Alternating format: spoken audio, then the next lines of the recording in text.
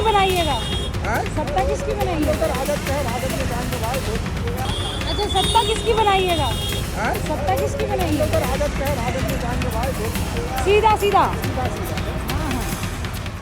गोदी एंकर्स को भी अब यह समझ में आने लगा है कि बिहार बड़े बदलाव की ओर बढ़ रहा है, क्योंकि जब वो एयरपोर्ट पर पहुंची, यानी रूबिका लियाकत जी पहुंचती हैं, एक वीडियो बनाती हैं, उनको लगता है कि उनके मन मुताबिक जवाब मिलेगा, लेकिन जो जवाब मिलता है वो सुनकर वो दंग रह जाती हैं और वो वीडियो पोस्ट करना उनकी मजबूरी बन जाती है। बिहार का माहौल क्या है और जनता ने कैसे जो है रूबिका लियाकत को जवाब दिया, वो हम आपको दिखाएंगे। साथ ही साथ हम बताएंगे कि भारतीय जनता पार्टी के जो एंकर्स हैं वो लालू यादव के बारे में नैरेटिव सेट करने की कोशिश करते हैं, लेकिन जब स्थितियां सामने निकल कर आती है, लालू यादव जी का खुद उस पर बयान आता है, तो सब कुछ साफ हो जाता है, उनके किए कराए पर पानी फिर जाता है। ये हम आपको बताएंगे। साथ ही साथ हम बात करेंगे भारतीय जनता पार्टी के उस पैतरे की जो हमेशा अपनाया जाता है, डराना, धमकाना, साम दाम दंड भेद, नेताओं को अपने पाले में बुलाना। किस नेता को पाले में बुलाने की कोशिश हुई, ये भी आपको बताएंगे। साथ ही साथ हम बताएंगे कि कैसे मिथिला संस्कृति का अपमान किया जा रहा है और अपमान किस तरीके से हो रहा है। भारतीय जनता पार्टी के बड़े बड़े नेता आकर मिथिला संस्कृति का कैसे अपमान कर रहे हैं और यह अपमान करने की प्रेरणा कहां से आ रही है,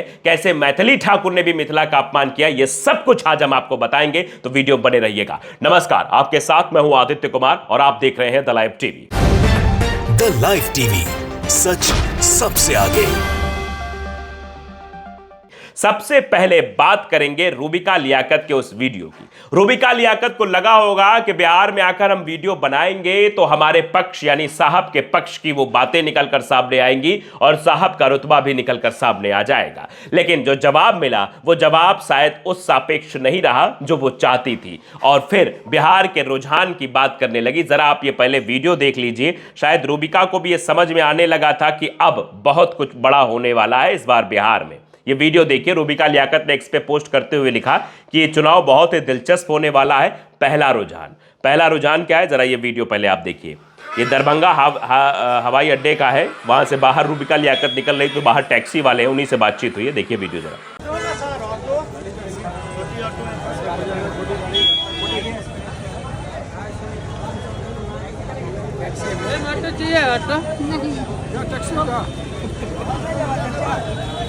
कहाँ ले जाइएगा?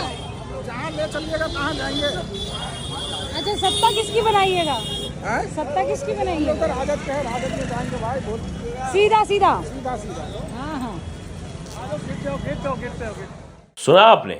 सवाल पूछा कि इस बार सत्ता किसकी बनाएंगे? आरजेडी की बनाएंगे, आरजेडी में जाएंगे। सीधा सीधा यानी टेढ़ा मेढ़ा भी कोई रास्ता रूबिका लियाकत के हिसाब से होता होगा। रूबिका लियाकत शायद कुछ टेढ़ा मेढ़ा पूछना चाह रही थी, लेकिन सीधा सीधा जवाब मिल गया। उस रुझान को बोला गया और अब उस पर रिएक्शन भी लोगों ने शुरू कर दिया है। समझिए आप, ये बिहार किस तरीके से अब मजबूत होता जा रहा है और बिहार जो रुझान निकलकर सामने आ रहा है वो इनके सापेक्ष निकलकर नहीं आया। शायद यही वजह कि उनको बोलना पड़ा। अब जरा हम लालू यादव के बारे में जो नैरेटिव फैलाया जा रहा है गोदी एंकर्स द्वारा, वो भी आपको सुनाते हैं। वीडियो को देखिएगा। पहले हम बात बताते हैं कि जो ये कहा जा रहा है कि साफ करना है, मतलब भूमिहार, राजपूत, ब्राह्मण और लाला, इनको साफ करने की बात की जा रही है। भूरे बाल साफ करने के बयान को लेकर ये नैरेटिव सेट किया जा रहा है। पहले देखिए, इनको सुन लीजिए, चित्रा त्रिपाठी जी को सुन लीजिए। उसके बाद जो जवाब लालू यादव ने दिया है वो भी हम आपको सुनाएंगे। पहले चित्रा त्रिपाठी के इस बयान को आप सुनिए। लालू यादव ने ये शब्द अपने सियासी फायदे के लिए इजाद किया था। भूरा बाल में भू से भूमिहार, रा से राजपूत, ब से ब्राह्मण, ल से लाला होता है। बिहार में लालू यादव ने जब अगड़ा पिछड़ा पॉलिटिक्स की शुरुआत की थी, उस दौर में ये नारा सुना गया था। इस नारे का मतलब ये हुआ कि जो अगड़ी जातियां हैं, भूमिहार, ब्राह्मण, राजपूत और लाला यानी कि कायस्थ, उसे साफ करो यानी कि खत्म। सुन रहे हैं आप? ये कहा गया कि भूमिहार, राजपूत, ब्राह्मण, लाला को समाप्त करो, ये आरोप लगाने की कोशिश हो रही है। लेकिन इसका जवाब भी आ गया है। जवाब क्या आया है? ये प्रोपेगेंडा जो फैलाया जा रहा था, इसका जवाब लालू यादव ने खुद दिया है। लालू यादव को जरा वो जवाब आप सुन लीजिए, फिर आगे बात करेंगे। आपने कहा कि मेरे खिलाफ दुष्प्रचार हुआ कि मैं ये बोलता हूं कि भूरा बाल साफ करो, ये करो, वो करो। आपने कभी इस तरह की कोई बात नहीं कही भूरा बाल? अरे मैं तो चुनौती पर चुनौती देते रहा हूँ। आज ही मैं है कोई माई का लाल, ये अखबार में अखबार का आदमी लिखा और अपने उसको ऐसे के तरह लिखा। इसका मतलब ये होता है, इसका मतलब ये होता है, इसका मतलब ये होता है, इसका मतलब बताओ। तो लालू यादव ने कभी नहीं कहा भूरा बाल साफ करो, कभी नहीं कहा। कोई भी आदमी मुख्यमंत्री जो राज्य का मुख्यमंत्री होगा इस तरह का वाकयात नहीं करेगा। सुन रहे हैं आप, लालू यादव ने कह दिया है कि कोई माई का लाल कह दे आके कि इस तरीके की बातें मैंने कही, और कोई भी मुख्यमंत्री इस तरीके की बात नहीं कहेगा, साफ करने किसी को बात नहीं कहेगा। ये रियलिटी और प्रोपेगेंडा दोनों हमने आपको दिखाया कि प्रोपेगेंडा क्या चलाया जा रहा है, लालू यादव ने क्या जवाब दिया। इस पर देख कंचन यादव का एक वक्तव्य भी आया है कि चित्रा त्रिपाठी जैसे तमाम लोग क्या प्रोपेगेंडा के शिकार हैं या फिर स्वयं उस प्रचार का हिस्सा है। बस कहीं से भी कोई वीडियो काट छाट कर चला देना बिना उसके पहले या बाद का संदर्भ सुने, यह इस बात का संकेत है कि अवचेतन मन में जो बात सही सच नहीं है उसे भी आप लोग सच मान बैठे हैं। बस इंतजार रहता है कि किसी एक वीडियो, ऑडियो या किसी व्यक्ति के उस बयान का जिसमें कहा जाए कि लालू जी ने कहा भूरा बाल साफ करो, और फिर उसी को फैलाने में लग जाते हैं कुछ तथाकथित निष्पक्ष पत्रकार भी। ये सीधे तौर पर बात लिखी जा रही है। तो ये नैरेटिव जो सेट करने की कोशिश थी वो नैरेटिव तो पूरी तरीके से फेल हो गया। और वहाँ पर देखिए दरभंगा के रेलवे स्टेशन के बाहर कुछ रंगाई पुताई हुई और उसके लिए कितने बोर्ड लगे हुए, एक व्यक्ति ने ही वीडियो बनाकर उसको सोशल मीडिया पे डाल दिया। जरा आप देखिए कि एक के बाद एक कैसे जो है नरेंद्र मोदी ही छाए हुए हैं वहाँ। भाई ये देखो, श्री नरेंद्र मोदी, श्री नरेंद्र मोदी, श्री नरेंद्र मोदी, और यही नहीं, आगे देखो श्री नरेंद्र मोदी, श्री नरेंद्र मोदी, श्री नरेंद्र मोदी, श्री नरेंद्र मोदी, श्री नरेंद्र मोदी, एंड बहुत आगे। सुन रहे हैं आप, मतलब हर जगह नरेंद्र मोदी, कहीं संस्कृत में लिखा हुआ, कहीं हिंदी में लिखा हुआ, कहीं अंग्रेजी में लिखा हुआ, यानी बार बार नरेंद्र मोदी के नाम को चमकाकर ये बताने की कोशिश है जो कुछ भी हुआ नरेंद्र मोदी ने किया है। देखिए लोग इस पर क्या रिएक्ट कर रहे हैं, हम देखिए लोगों का रिएक्शन आपको बता रहे हैं। अतुल ने लिखा है इस पर कि दरभंगा स्टेशन रंग पुताई हुई, इसके लिए धन्यवाद मोदी जी। दरभंगा स्टेशन पर झाड़ू लगा, इसके लिए धन्यवाद मोदी जी। टूटी हुई टाइल्स बदली गई, इसके लिए धन्यवाद मोदी जी। शौचालय में पानी आया, इसके लिए धन्यवाद मोदी जी। स्टेशन पर समोसा मिला, इसके लिए धन्यवाद मोदी जी। यानी इतने धन्यवाद इतने लगे हैं। अगर शायद ये काम बिहार के विकास के लिए किया जाता, बिहार में फैक्ट्रियां खोलने पर किया जाता, बिहार में पलायन को रोकने के लिए किया जाता, बिहार में रोजगार के अवसर उपलब्ध कराने के लिए किया जाता, तो इतना प्रचार प्रसार करने की आवश्यकता तो न पड़ती। अपने आप सबको समझ में आ जाता, हाँ देखिए आखिरकार क्या हो रहा है। तो ये जो प्रोपेगेंडा फैलाना है वो ऐसे ही फैलाया जाता है, ऐसे ही नैरेटिव सेट किया जाता है। आप देखिए बीजेपी आईटी सेल के अमित मालवीय वो लिखते हैं पिछले 24 घंटे में आरजेडी के 100 से ज्यादा नेताओं और कार्यकर्ताओं ने इस्तीफा दे दिया है। आरजेडी के स्टार प्रचारक अनिल साहनी ने भी इस्तीफा दिया है। सहयोगी दलों से मतभेद झेल रही आरजेडी को अब अपने ही दल में भारी असंतोष और विरोध का सामना करना पड़ रहा है। इस्तीफों का यह सिलसिला रुकने का नाम नहीं ले रहा है। यह अमित मालवीय जी आईटी सेल के हेड हैं, उनके द्वारा फैलाया जा रहा है। अब इस पर जवाब देखिए प्रियंका भारती ने क्या दिया है। दरअसल RJD leader Anil Sahni convicted by CBI court, समझ रहे हैं, ईडी, सीबीआई, ईडी, सीबीआई और आईटी, ये तीन, ये कब इस्तेमाल किए जाते हैं? जब चुनाव नजदीक आता है। तो ये लिखा जा रहा है प्रियंका भारती के द्वारा। तो अमित मालवीय, जिन अनिल साहनी को आपने भाजपा में जोड़ा वो आपकी इंटरनेशनल वॉशिंग मशीन में धुले की नहीं या धोना बाकी है।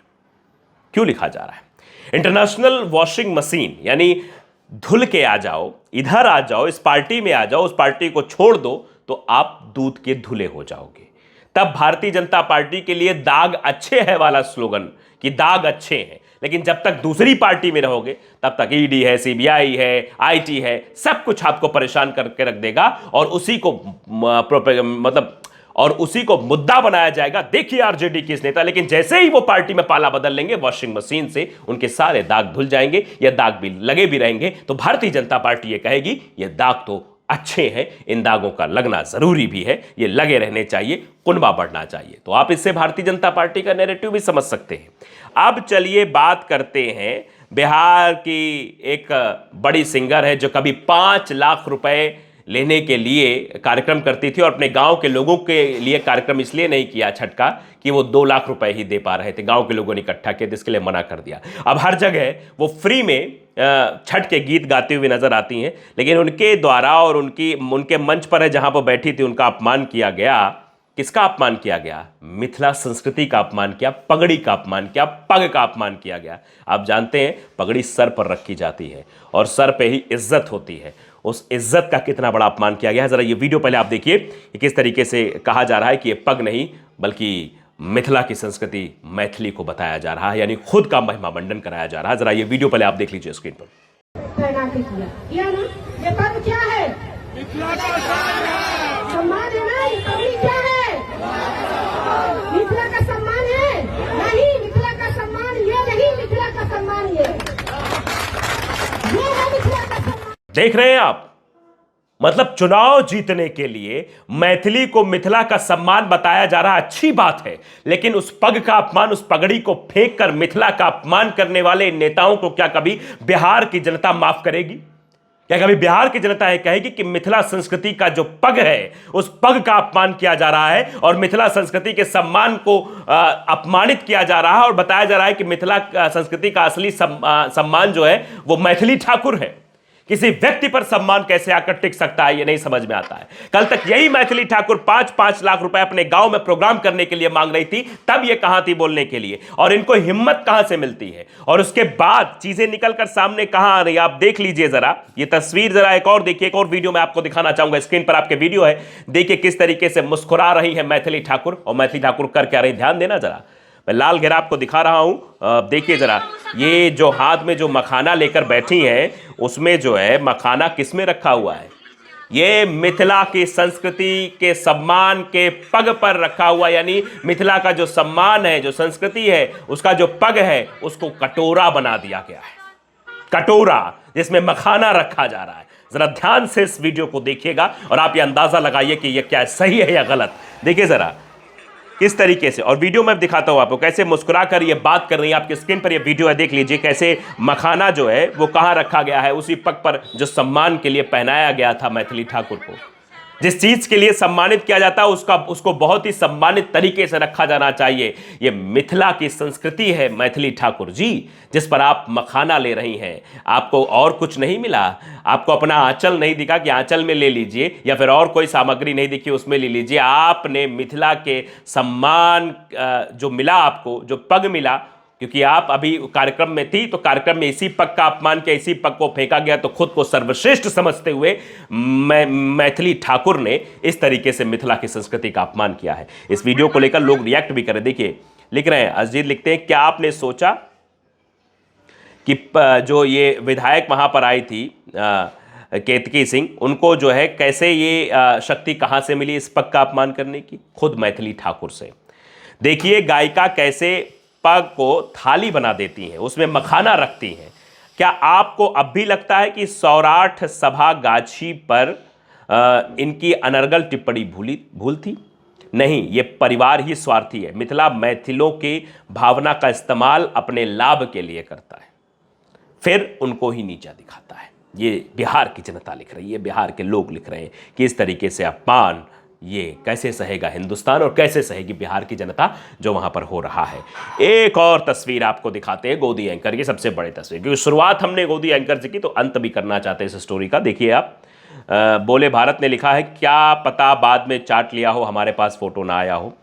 हेलीकॉप्टर पर बैठे हुए अमित शाह जी हैं, सामने अमित शाह जी कुछ समझा रहे हैं, कुछ ज्ञान दे रहे हैं, और बहुत ही सरलज, मतलब बहुत ही झुकने वाले पूरे अंदाज में अमीश देवगन जी बैठे हुए हैं, मुस्कुरा रहे हैं कि बस जो फूल झड़ रहे हैं उन फूलों में कुछ आशीर्वाद स्वरूप हमें मिल जाए और उसको हम आशीर्वाद ले लें। लोग लिख रहे हैं जूता चाटना बाकी है बस, मीडिया के बिके हुए दलाल। ये शब्द क्यों लिखा जा रहा है? BND खूब चर्चा में रहा, इस पर हम बातचीत नहीं करना चाहते, लेकिन सवाल है कि जब मीडिया ऐसे सरकार के चरणों में बैठ जाएगी तो फिर सच्चाई से कैसे जनता को रूबरू कराएगी? ये सवाल बना हुआ है। नमस्कार।